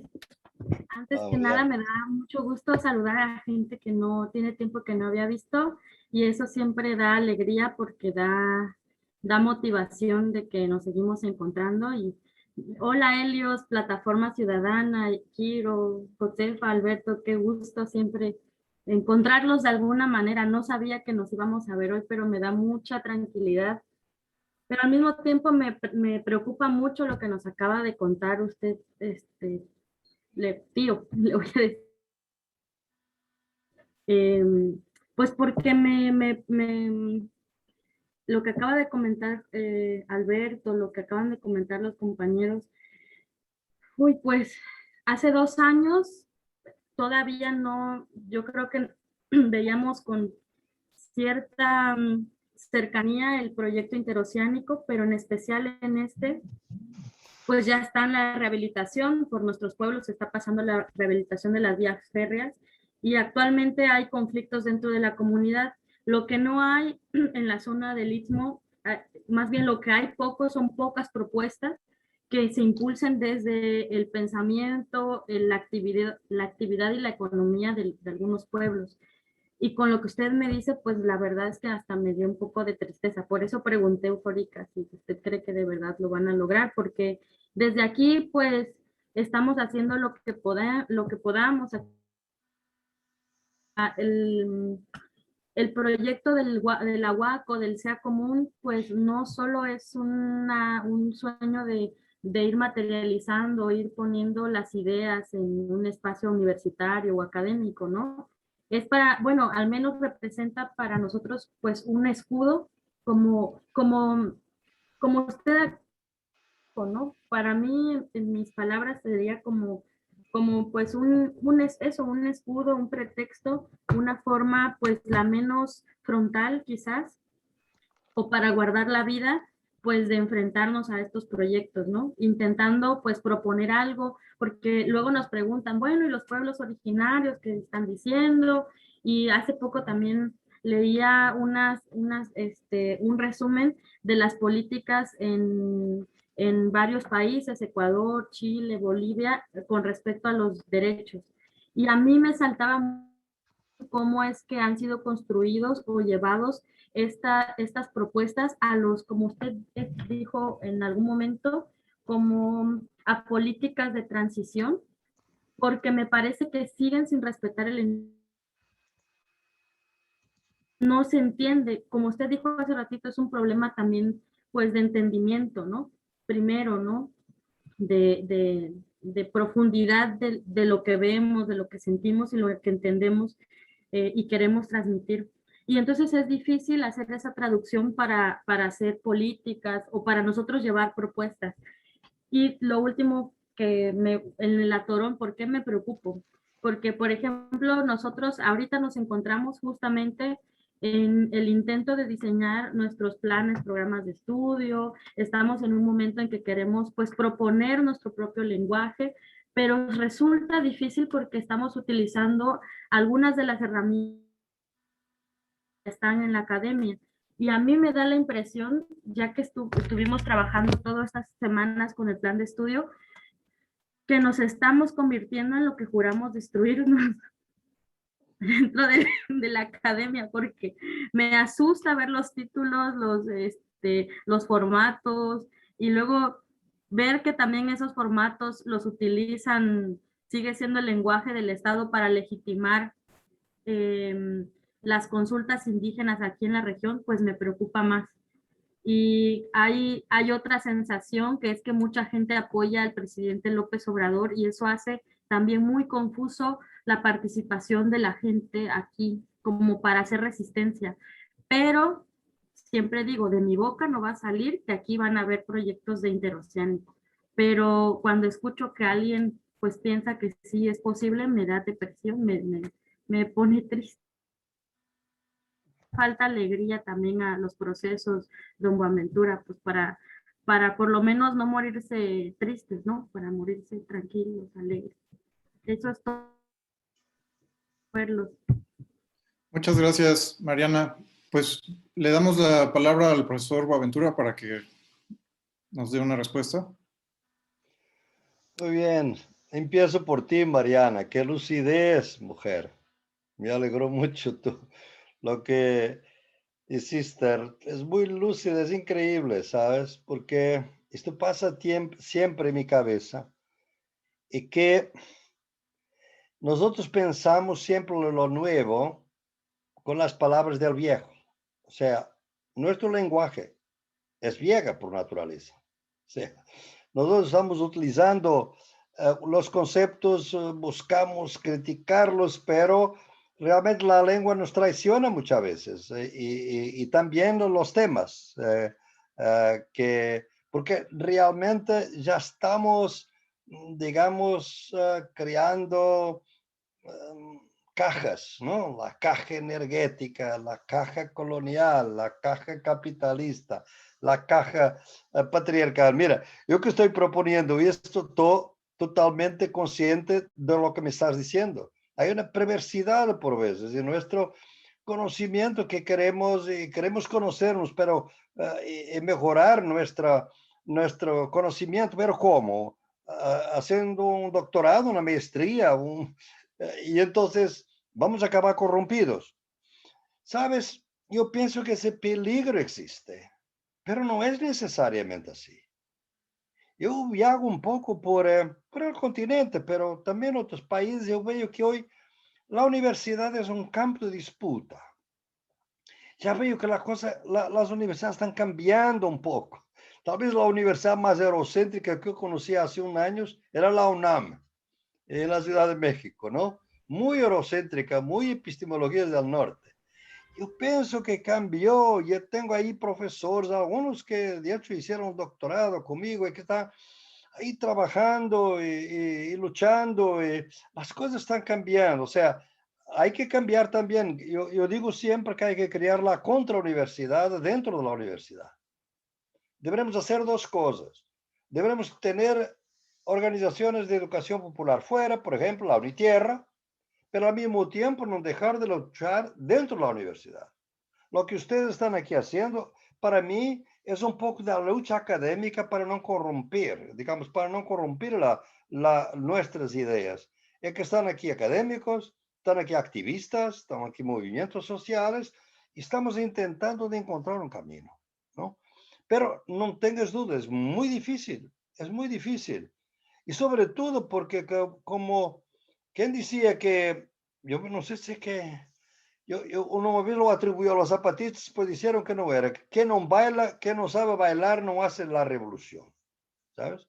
Yo tengo un poco eso porque me gusta bailar bastante y acho que la alegría por veces no existe. La gente se queda muy seria. En el inicio del siglo XX, hace muchísimos años, sabes que los movimientos obreros, sindicatos, tenían clubes de teatro, grupos corales, hacían piezas porque los obreros estaban completamente fuera de la cultura oficial. Y ahora por vez las organizaciones piensan muy serio en las cosas y no dejan espacios para bailar, para cantar. Se hace una mística por veces antes de las reuniones y tal, pero después se queda muy serio. Y esto que estamos aquí haciendo, ¿sabes? Yo creo mucho, debemos usar estos medios, ¿no? Sabemos mismo que la persona que inventó este Zoom está hoy multimillonario a nuestra costa, porque este señor inventó este sistema para que los directores de las empresas multinacionales se pudieran encontrar ocasionalmente. Vino la pandemia y todas las asociaciones, todas las universidades usan Zoom. Y paga una licencia, barata por supuesto, pero paga. Son millones, millones, millones. Yo en el libro indico los números, no te le puedo decir aquí, cuántos millones de dólares este señor ganó dentro de 2 meses, los primeros 2 meses de la pandemia. Para ver que casi que no escapamos. O sea, estamos aquí a hablar de anticapitalismo utilizando un medio capitalista por naturaleza. Y él se está riendo, quizás, este señor hablan de unas cosas, pero me están trayendo plata. Me están trayendo plata, porque cuanto más hablan, más pagan. ¿Comprendes? Entonces, no vamos a salir de esto, ¿sabes? Fácil. Debemos saber en qué terreno estamos. ¿Cuál es el terreno? Y esto también es un poquito ya de respuesta a alguna cosa de Alberto. Los términos de la lucha, y también a Francisco en el inicio, sobre todo a Francisco. Los términos, cuando empezamos una lucha, no hay cómo no luchar usando los términos de la lucha son impuestos por el opresor, por lo dominante. Ustedes están con problemas de eólicos porque impusieron eólicos. O sea, los términos del debate fue creado por un acto de dominación. Y ustedes tuvieron que ver cómo funciona y cuáles son los daños, etc. Y muchas veces no se sabe. Hay que estudiar. O sea, los términos de un conflicto empiezan siempre por ser impuestos por quien tiene más poder. ¿O qué es la lucha? Es cambiar progresivamente los términos del conflicto. Entonces nosotros podemos empezar con el concepto de transición energética, pero para utilizar los términos que no son impuestos, pero pues vamos cambiando los términos, intentando por un lado desconstruirlos y por otro lado buscando alternativas. Porque las palabras pueden ser buenas y malas, por ejemplo, renovables. Yo no puedo estar en contra de lo renovable. Si los renovables no son miles y miles de aerogeneradores que ocupan todo mi territorio, pero que es una pequeña comuna que tiene su manera energética comunitaria de crear energía, electricidad, que puede ser de agua, puede ser de sol, puede ser lo que sea. Eso es bueno, es renovable, por supuesto. Pero no es industrial. El problema es que esa es la trampa. No te hablan de energía renovable. Pero piensan que es energía industrial renovable o industrialmente renovable. ¿Comprendes? Entonces, esa que es la trampa, porque no te dicen que es el capitalismo siempre que está ahí. No es para salir del capitalismo, es para hacerlo mejor, o sea, más capitalista, digamos, ¿no? Entonces, me parece que hay que empezar con los términos y después ir cambiando. Necesitamos de conocimiento y ahí pienso que las epistemologías, que es una palabra dura y que no tenemos que utilizar cuando estamos en la lucha, que yo no voy a llamar epistemología, es decir, si estoy en una lucha, vamos a aplicar una epistemología. Eso es locura. Esto es una conversa entre nosotros, ¿no? Hablamos de conocimiento, vernáculo propio, saberes, de la gente no me da información, me da conocimiento, ¿no? Entonces me parece que debemos empezar y saber cómo vamos a cambiar los términos. Pura organización, por eso, cuando Francisco habla de hablar con el Estado, hay 2 maneras. Tú puedes hablar con el Estado desarmadamente y un poquito más armadamente. Si tú vas a buscar simplemente pedir una petición aislado, sin poder, no obtienes nada, obviamente. Pero si te organizas, si mostraste al Estado que tiene capacidad de organización, que tiene capacidad de autonomía, que puede resistir y que puedes bloquear una carretera si es necesario, etcétera, etcétera, que hay costos para ello, las cosas van de otra manera. O sea, hay varias maneras de dialogar, desde una forma más organizada, con más fuerza o sin tanta fuerza. Yo pienso que lo importante es que tú tengas en esos contactos de utilizar el lenguaje que ellos entiendan, pero al mismo tiempo mostrarle que hay otra manera de ver. Por eso la idea epistemológica es tan importante. Mira, pero porque ustedes piensan que ¿por qué vamos a renovar? Pero no vamos a renovar para seguir com computadoras que duram 2 anos e um telemóvel. Não deveríamos planear para que estes produtos durassem mais, por exemplo, é uma coisa sencilla. Não estou a dizer que vamos viver sem telemóvel, não. É que podem durar muito mais tempo e gastar muito menos recursos naturais, digamos, minério. Por exemplo, este lenguaje já lo entiende neste momento. E tanto que a própria União Europeia está intentando, sin éxito, de lo que llamamos, es una palabra horrible dentro de la sociología del consumo, que es lo que llamamos la obsolescencia planeada. O sea, ¿por qué que los productos duran tan poco? Esta luz que tengo aquí, la lámpara, podía durar miles de horas, pero dura X horas para que yo compre más. Es lo mismo con las medicinas. No hay antibióticos. ¿Sabes por qué que no hay antibióticos? Porque los antibióticos curan. Nós não temos novidades em los antibióticos. Temos muitas novidades em la ansiedade, entre as coisas crónicas de coração, de hipertensão. ¿Por quê? Porque quando empiezas a tomar esta medicina, tomas para toda a vida. Te quedas dependiente.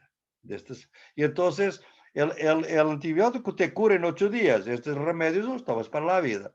E há muita gente que los pode comprar. Então, todo el capitalismo te crea una idea de salud, por ejemplo, que no tiene nada a ver con tu salud, ¿no?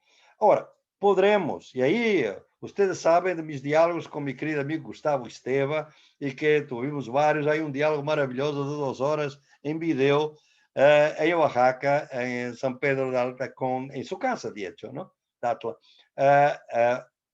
Tenemos 2 concesiones, o sea, si estuviera en Oaxaca, quizás estaría totalmente con Gustavo, que también tampoco le gusta de diálogos con el Estado, ¿no? Pero yo pienso que tendremos que hacer las dos, lucha autónoma y también la apropiación contrahegemónica, que obliga a un cierto diálogo. Por lo tanto, yo pienso que Francisco tiene razón, que es difícil porque el imaginario está colonizado realmente. La manera como entras en un edificio, ¿no? La manera como vestuario. Yo siempre he visto mis estudios con, por ejemplo, las cortes en Bolivia, que las mujeres indígenas que tienen aquel uniforme, vestuario, aquella ropa especial, que son las polleras, por ejemplo. No sé si ustedes conocen, si usan también las polleras. Elas entravam no tribunal para ir ao tribunal com a melhor roupa de cerimônia. E os juízes se reíam. Mas que loucura! Estas indígenas vêm aqui com esta roupa.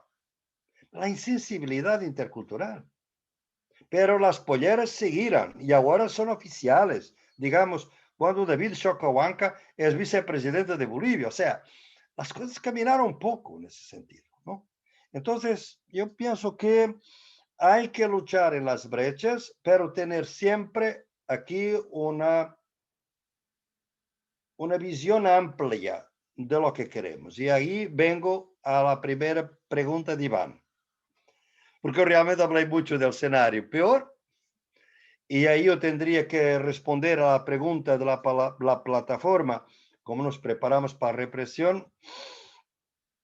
Bien, esa pregunta es difícil, ya te digo, un poco, pero voy a Iván. Yo realmente en el libro, tú puedes ver, Iván, yo trato de tres escenarios. El peor, que hablé, después el segundo, que es cambiar para que nadie cambie. O sea, si hay cambios parcelares, pero se va a mantener. Y la otra es un cambio civilizatorio. Es empezar para una u otra manera de vivir. Por ejemplo, hablo de las ciudades y los campos. Yo pienso que el campo tiene que ser más urbano y la ciudad tiene que ser más rural. Y que todo tiene que cambiar. Ahora, después de presentar esa idea, que es deberemos tener la idea de un paisaje utópico. No debemos dejar de ser utópicos, por favor. Pero después tendremos que ser realistas.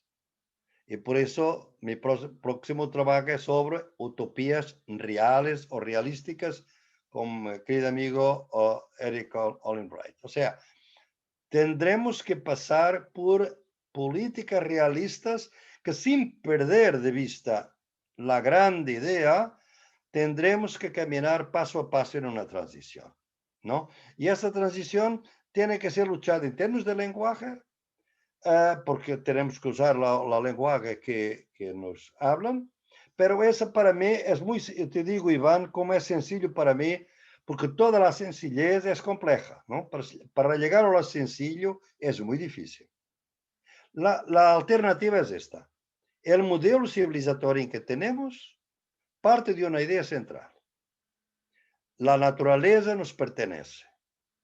El modelo civilizatorio nuevo por lo cual tendremos que ir, nosotros pertenecemos a la naturaleza. Tan sencillo como esto. Se puede describir en una frase. Ahora, ¿cómo pasar de una idea en que la naturaleza me pertenece para una sociedad donde yo pertenezco a la naturaleza? Este es el proceso transitorio.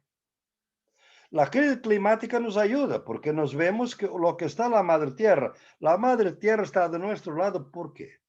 Porque para mí el virus no es un enemigo. El virus, lo he dicho, es un pedagogo y un mensajero.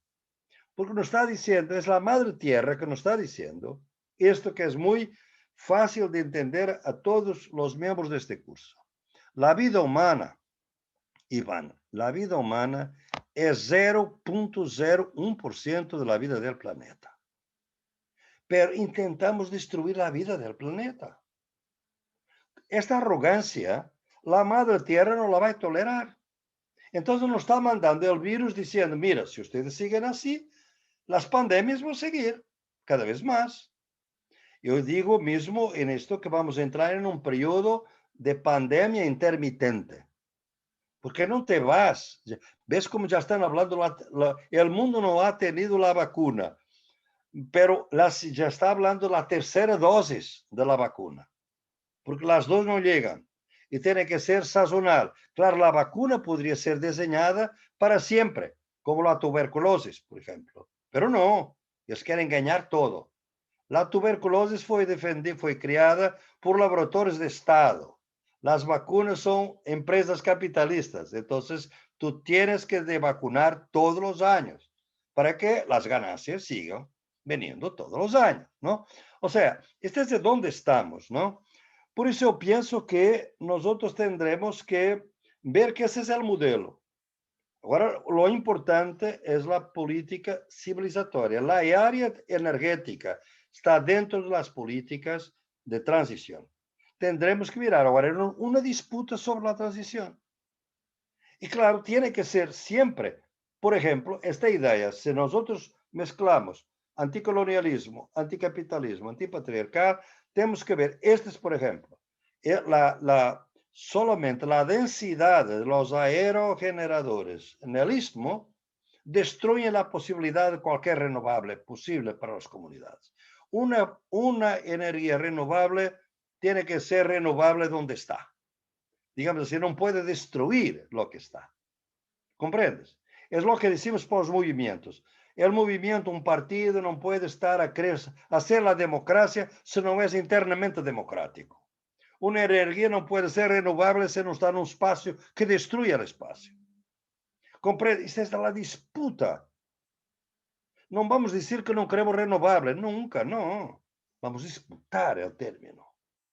Esto es que hay que hacer con mucha inteligencia, con conocimiento que tendremos que hacer.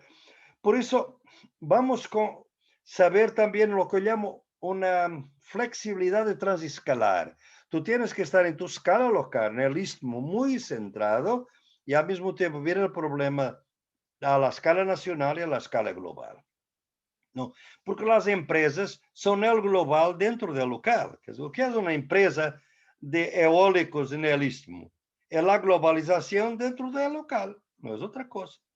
Entonces, con obviamente la escala nacional, que es la autorización del Estado para que se instalen los aerogeneradores. O sea, en tu pueblo, sencillo, tú puedes explicar a la gente, mira, nosotros no somos una localidad. Aquí está el Estado, la escala nacional, y está la globalización. En este monte donde están estos aerogeneradores está todo. Está global, está el Estado, estamos nosotros. ¿Cuál es nuestro papel en esto? Nosotros estamos aquí para recibir. Nadie nos ha pedido, mismo la consulta, que es un fraude.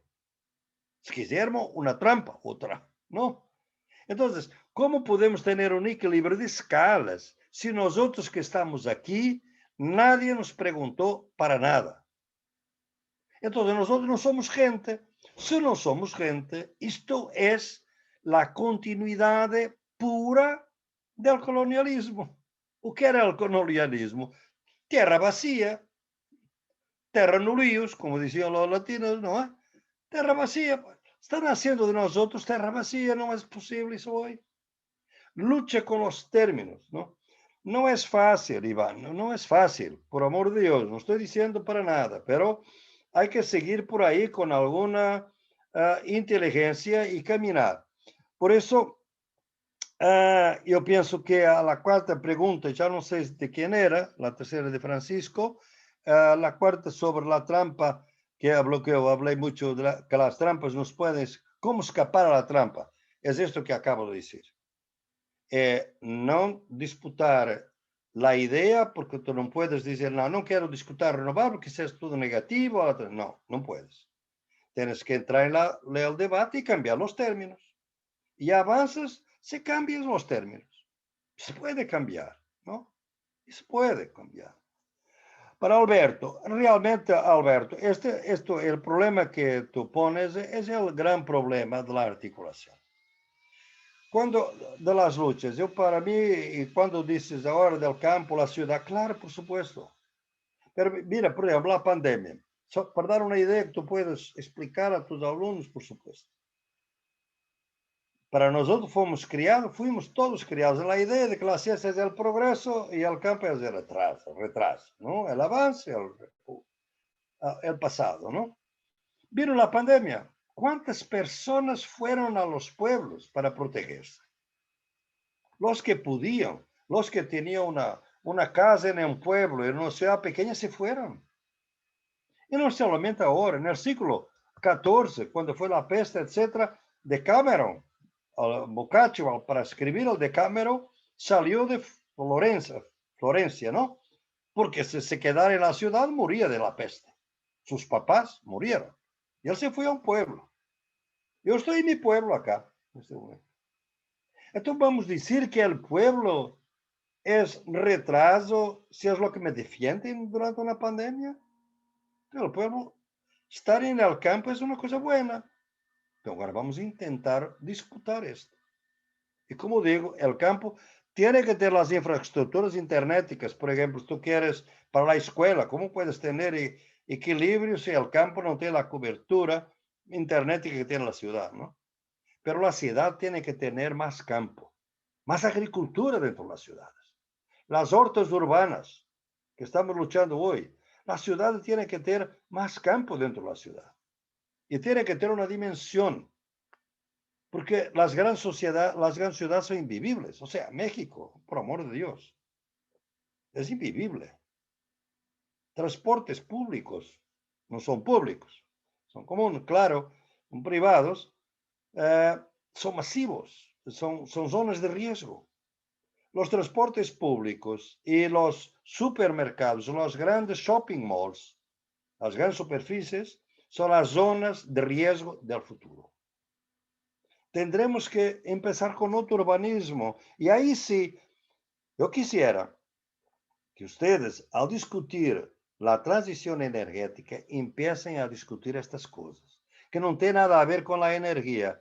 Por ejemplo, supermercados no pueden ser tan grandes. Tienen que ser comercio de proximidad. Tendremos que apoyar el comercio local, la agricultura familiar y no la agricultura industrial.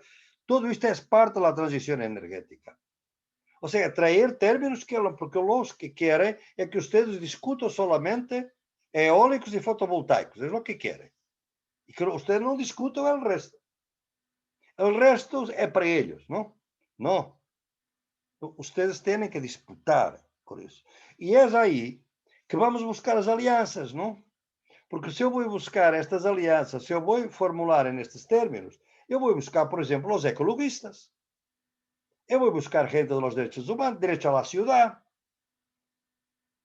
Entonces ya no es una cosa de indígenas o de campesinos, es una cosa de los urbanos.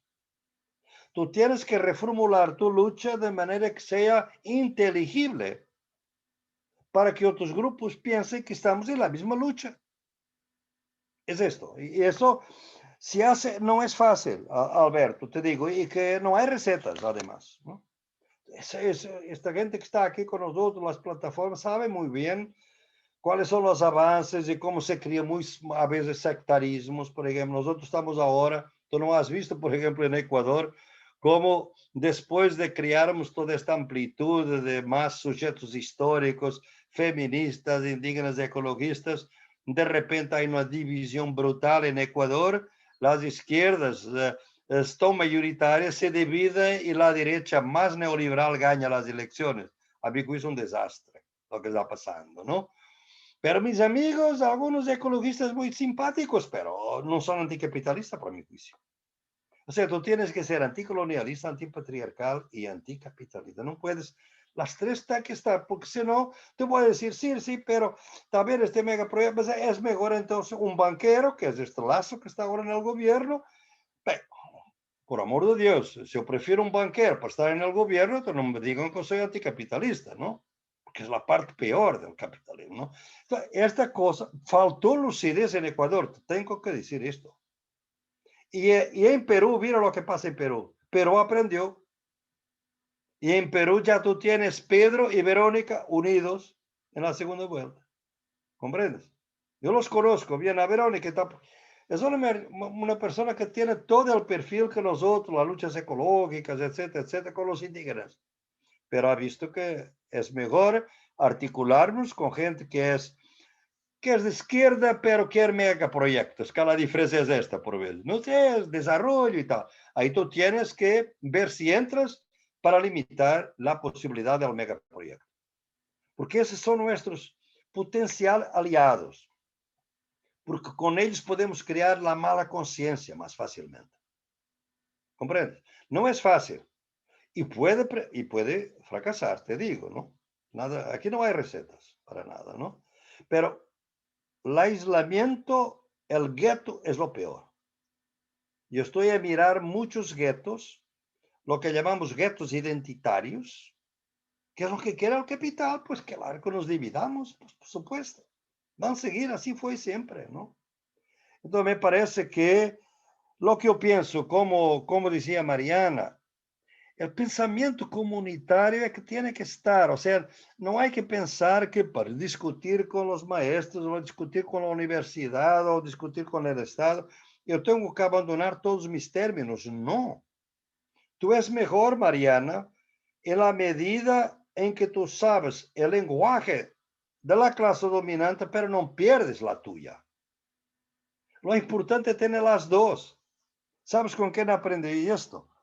Cuando los intelectuales latinoamericanos más notables que murió reciente de Cuba, Roberto Retamar. He sido muy amigo de Roberto y Roberto decía, ¿sabe, Boaventura? Los coloniales saben más que los colonizadores, porque los coloniales van a la universidad y tienen que aprender el conocimiento de los colonizadores, pero no perdemos el nuestro. Entonces nosotros tenemos dos conocimientos, ellos solo tienen uno. Mira, es esto. Yo tuve que empezar con el pensamiento del colonizador para me descolonizar con otros conocimientos. Si no, me quedaría con las epistemologías del norte y seguiría escribiendo libros sin problema. Ahora quiero escribir libros que los pueda utilizar y cuando Iván me habla de la línea abismal, ecología de saber y tal, están entrando por ahí, la gente va... ¿Por qué que los utilizan? Porque se adapta a una lucha. Porque cuando vemos que la policía trata a los jóvenes indígenas de Cali con balas de espaldas, es porque no lo está a tratar como seres humanos, porque son indios y los indios son inferiores, punto. Entonces la línea abismal, humanos de un lado, subhumanos del otro. ¿Comprende? Entonces, es esto. Yo pienso que ya contesté, yo le había dicho, ahora ya son las 11:30 casi en Portugal. Yo no voy a poder continuar con ustedes. Pienso que contesté todo lo que era posible. Si hay más preguntas, Iván o Josefa o Alberto, ustedes que cuando quieren me mandan, porque yo puedo mismo después para ustedes en el Istmo Mosquera, puedo grabar un video, lo hago frecuente, grabo un video con las inquietudes, preguntas y ustedes después hacen lo que quieren del video. ¿Qué tal les parece? Muchísimas gracias, profesor Boaventura, por compartirnos esta visión que pone el énfasis en puntos clave para mirar hacia adelante, en este cierre de este curso, mirar hacia adelante a dónde enfocar nuestros esfuerzos, en especial en esto, ¿no? En la lucha con estos términos y pues en esta oportunidad que hay justamente en este momento de crisis civilizatoria, en esta oportunidad de un cambio civilizatorio, de una transición paradigmática, una revolución epistemológica. Si a Nietzsche le tocó ver al mismo tiempo la industrialización y la muerte de Dios, ¿no? Pues nosotros en este momento de transición también energética, también podemos aspirar a un cambio profundo en el imaginario, en la cosmovisión. Y pues con esa visión, le doy las gracias también a todos los asistentes, un saludo a todos los estudiantes del curso Colonialismo Energético, y pues quedamos en comunicación para seguir con este diálogo tan importante. Muchísimas gracias a todos. Buenas noches de aquel lado. Es que Josefa quiere hablar, Iván. Sí. Sí, Sí. adelante, Josefa. Disculpen, voy a robar de unos minutos, aprovechando que esta conversación ha sido muy sugerente. Y solo quiero decir algunas palabras, profesor Boaventura, unas palabras que me sugieren todo lo que ha estado compartiendo. Y esta frase que mencionó sobre la lucha tiene que iniciar antes, a mí me hace repensar y me hace plantear, retomar la participación de algunas personas que han pasado por este curso, como Berta Zúñiga, ¿no? Cuya madre dijo hace unos años, dijo, ya no hay tiempo, ¿no? Ya no hay tiempo. Antonio Turiel dice, vamos tarde también, ¿no? Ante esta catástrofe, digamos. Pero en que las luchas tienen que iniciar antes, solo quisiera mencionar que los procesos de luchas han iniciado desde hace ya muchos siglos, ¿no? Usted perfectamente pues lo sabe con respecto a los procesos que hemos llevado los pueblos en estas tierras, ¿no? Y en ese sentido, creo que como un ejercicio también de subvertir esta epistemología hegemónica que se impone en la agenda global como el cambio climático, ¿no? Creo que es importante subvertirla subrayando y señalando que las defensas territoriales de los pueblos, las defensas históricas, han venido, ¿no? Desde antes. Y lo que estamos asistiendo hoy día en una forma de expresión de colonialismo energético, pues no es más que un momento, ¿no? De una serie de catástrofes y colapsos que hemos asistido como pueblos y humanidades en estas partes, y que lo hemos asistido de forma global históricamente, pero que hoy día, justo tratando esto de las trampas, habría que desmantelar y situar este discurso del cambio climático también, que se ha hecho hegemónico, y qué bueno, porque hay que detener esta catástrofe, pero hay que señalar que en toda esta agenda y en todas estas convulsiones, siempre han estado ahí actores que han estado defendiendo los territorios y han estado planteando en otros términos, en otras formas epistémicas,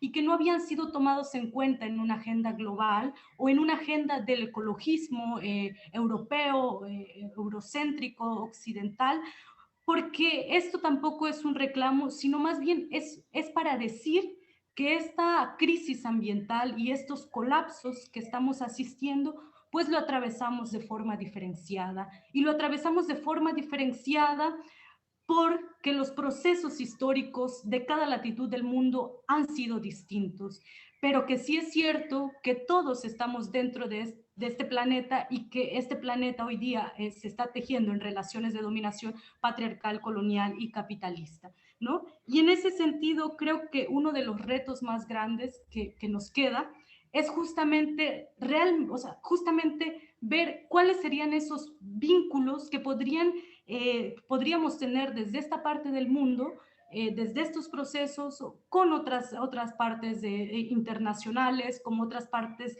de otros tipos de sociedades, de otras formas de vida también, ¿no? Un vínculo que creo que ahí usted lo ha señalado perfectamente, que cuestione como premisa esta objetivización que se le ha hecho a la naturaleza, ¿no? Esta escisión de la naturaleza con la humanidad. Y también un vínculo que reconozca las diferentes formas de humanidades y diferentes formas de vida. Un vínculo que pluralice la historia, ¿no? Que pluralice nuestras historias. Entonces sí podremos arribar a una justicia ambiental, quizá una justicia ecológica y a una posibilidad de una alternativa real, ¿no? Creo que Francisco, cuando hablaba del Estado y cuando usted mismo señalaba del Estado, me hacía mucha resonancia a cómo llevar estas epistemologías de los pueblos o de los procesos a esta dimensión jurídica, ¿no? Como lo han hecho otros procesos en Ecuador, en Bolivia, actualmente la constituyente en Chile. En México es importante señalar que en el 96 se dieron unos diálogos entre los pueblos y el gobierno mexicano para intentar en un primer momento un proceso constituyente que no continuó y que actualmente pues estamos viviendo tensiones muy fuertes entre las lógicas territoriales comunales de los pueblos con las lógicas extractivistas en su modalidad de colonialismo verde o etcétera, ¿no? Entonces, a mí me parece sumamente sugerente pues señalar y todo lo que usted ha compartido en esta sesión, porque creo que las catástrofes, si de algo sabemos, los pueblos pues son de catástrofes, ¿no? Y que creo que para ese vínculo internacional pues hay que partir desde nuestras diferencias buscando nuestras intersecciones, ¿no? Por último, señalar también que entendemos que dentro del movimiento ecologista en Europa o en otras partes del mundo, que en el último año, en el año pasado, se hicieron muy populares por este movimiento contra el cambio climático, entendemos que también hay distintas posiciones, ¿no? Entendemos que hay quienes sí dicen, bueno, no podemos renunciar a la minería porque hay que sostener cierta parte de la infraestructura, ¿no? Hay cálculos muy exactos que comprueban que efectivamente hay extractivismo. Este debate está dentro del mismo Foro Social Mundial, ¿no? Esta actividad está inscrita en las actividades previas al Foro Social Mundial, donde hay un momento crucial para el movimiento ecologista y una oportunidad también de vincularse con los procesos de defensas territoriales de los pueblos, en el que justo señalando estas premisas y estos puntos, creo que podrían orientarnos a una mejor alianza para este planeta que habitamos todas y todos, ¿no? Entonces, la discusión está abierta, esta discusión no está cerrada, dentro de los mismos participantes en nuestras sesiones. No podemos hablar de un consenso, ¿no? Invitamos a técnicos, a gente que trabaja con las renovables también, gente que es muy crítica de las renovables, ¿no? Y justo en estas diferencias es donde queremos complejizar, ¿no? Complejizar todo este proceso que estamos asistiendo. Entonces, pues bienvenido sea bienvenidos y bienvenidas todas a sumar y atizar este debate, ¿no? Gracias. Sí, gracias a todos, Iván, a todos ustedes y a Josefa, fue un placer enorme y sigo en la lucha, vale la pena. Y con todas las dificultades estamos ahí, con cosas concretas, Josefa, ¿por qué no organizan el Istmo en un foro mundial ecológico? Organicen un foro social mundial ecológico y busquen que después de la pandemia traer gente de varias partes del mundo, mira lo que está pasando en el Istmo. Hay gente que tiene que ver para poder compartir y comer y bailar en el Istmo con la gente y poder, digamos, apropiarse de la lucha. ¿Qué es esto? Organizan, puede ser, ¿comprendes? Estoy totalmente de acuerdo, pero te digo, mira, hablas de catástrofe. ¿Cuál es el nombre que los palestinos tienen para la pérdida de expulsión de territorio? Al-Nakba. Al-Nakba quiere decir catástrofe en árabe, porque fue la catástrofe, la expulsión de sus casas en 1948, ¿no? Y mira, tú hablabas de una cosa que es absolutamente cierta, mantener la memoria, la identidad. Ahora vimos en esta Palestina, ¿sabes por qué? Que están luchando en contra de la organización de las Naciones Unidas para los refugiados palestinos en los territorios ocupados. Los israelitas conservadores, ¿sabes por qué? Porque esta unidad de las Naciones Unidas sigue enseñando a los niños la memoria de la expulsión y de que son refugiados. Y dice, los niños tienen que perder su identidad y asimilarse a la sociedad ahora. ¿Comprendes? ¿Cuál es la distinción en esto y la evangelización del siglo XVI? Lo mismo. Sí, estas continuidades son terribles. Por eso memoria, identidad, y ahí está a disputar, como tú dices, identidad es territorio, es cuerpo, no se puede pensar separado. No, fue un placer enorme.